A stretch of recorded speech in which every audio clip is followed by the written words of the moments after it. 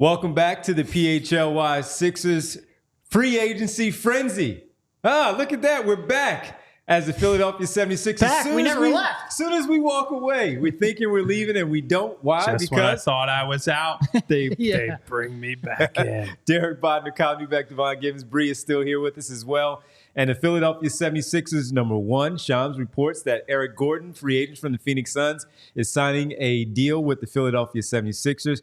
Kyle, you got some information on that. Yes. And you can follow up. So 1 year minimum deal for Eric Gordon. So don't need to read too much into the cap mechanics. You can sign a minimum deal or agree to a minimum deal at any time. So this has no consequence as it relates to potentially signing Paul George, potentially using their cap space on other guys. So that's a minimum deal. And I think we probably all agree if you're going to sign a guy on a minimum, that's a pretty good one, yeah? You brought his name up a little bit earlier in our show as a potential candidate and the relationship with Daryl Morey, understanding how things go there. And, of course, we talked about shooting, and the guy can still shoot. Shot a decent percentage last season with the Phoenix Suns. Felt like, Derek, that he should have been used a little bit more because they did struggle so much with a lot of minimum guys and not a lot of healthy players on their team as well. But all around, the guy can still shoot the basketball. That has not left him. Yeah, he can definitely shoot the basketball. He's pretty consistently in that 37-38% range from three-point. Is a good volume of his shots come from three-point range. Back in the day with Houston, with Daryl Morey in Houston, he was a perennial six-man of the year contender. He's certainly fallen off from there. There's no doubt about that. In terms of creating his own shot, in terms of creating out of the pick and roll, defensively he's taken a step back. But for a bench piece on a minimum contract, even at 35 years old, I think this is a pretty good signing, pretty low risk signing. It's not no risk because, like we mentioned on the free agency show, there is a chance you could get up against at first apron. You have to be a little selective with some of these minimum salaries, but this is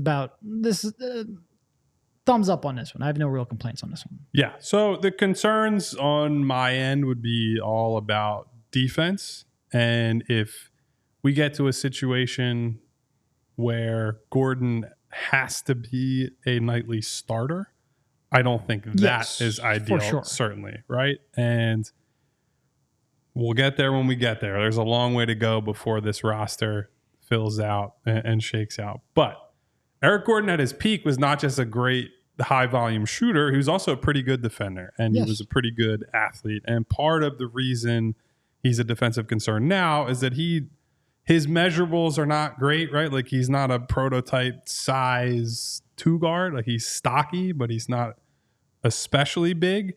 And now that he's lost a step athletically, that has started to hurt a little bit more. He does. I'm sorry, go ahead. No, go ahead. He's not particularly big. What is he, like 6'3"? I'm pretty sure he has like a 6'8", 6'9" wingspan. He's got a decent wingspan, yeah. So, and he's pretty strong. Yep. So he's not going to have the foot speed he previously did. But he's gonna compete physically, not necessarily on the glass. He's never been a good rebounder, but he will, like I said, just from a physicality standpoint, give you a chance defensively. Doesn't move his feet like he used to, but we are talking about a minimum guy. Yeah, and the important thing when we talk about minimum and depth signings is that, okay, they have these concerns. I don't like Gordon as a defender in space, but Eric Gordon has not often gotten the chance to play with a guy like Joel Embiid behind him at the rim. And so one of the questions I had coming into free agency was, well, will they take swings on more shooters this year and say, we really want to space the floor around Joel, get high volume, willing shooters around him, and just ask Joel to be the absolute world-destroying defender that he has been at times and that he probably needs to be to win a championship in Philadelphia.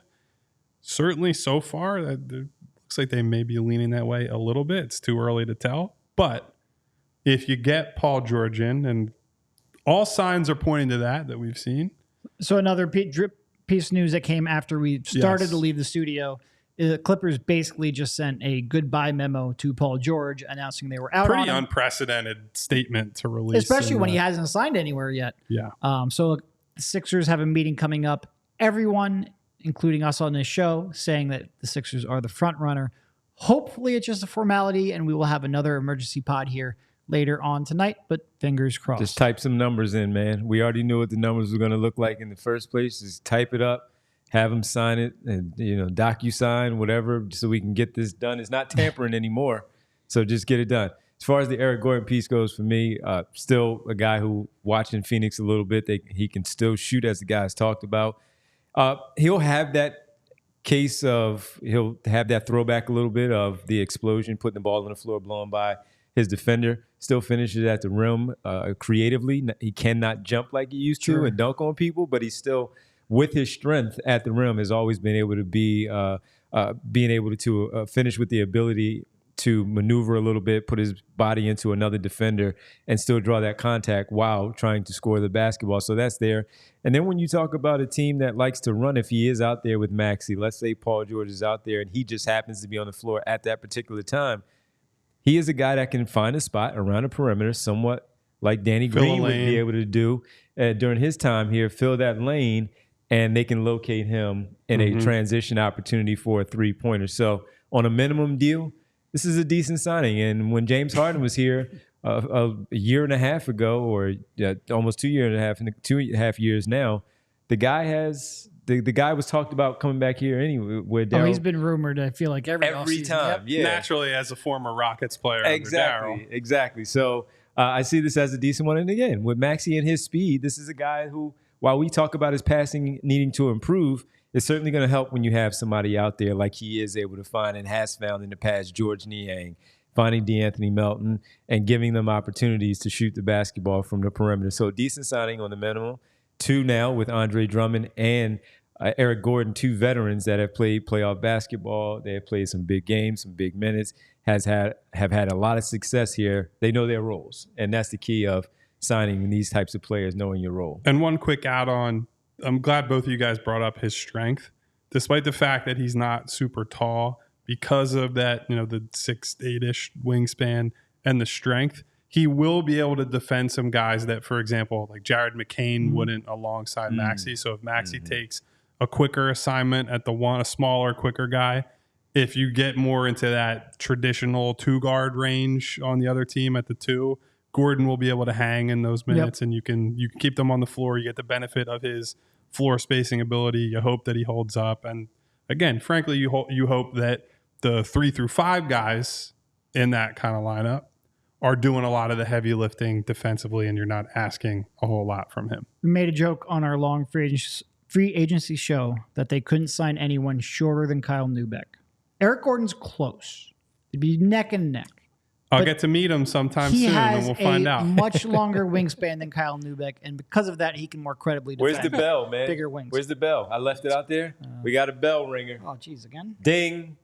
Free agent guard Chris Paul has agreed to a 1-year, $11 million deal with the San Antonio Spurs, according to my Woj. favorite fit of the entire offseason, and there's a lot more time to go. Yes. So Wemby, I'm so happy for you, buddy. You're going to get lobs like they're going out of style. Jonas Valanciunas, another one, going to the Wizards. Wow. I said he would go. Let's get out of here before more stuff happens. Yeah. We're focused on Aaron Gordon. Wow. Eric Gordon here. Good pickup on the minimum.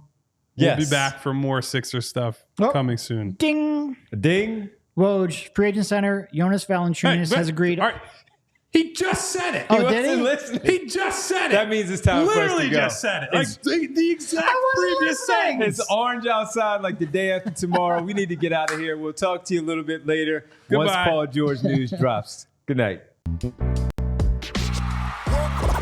all silly like the mayor.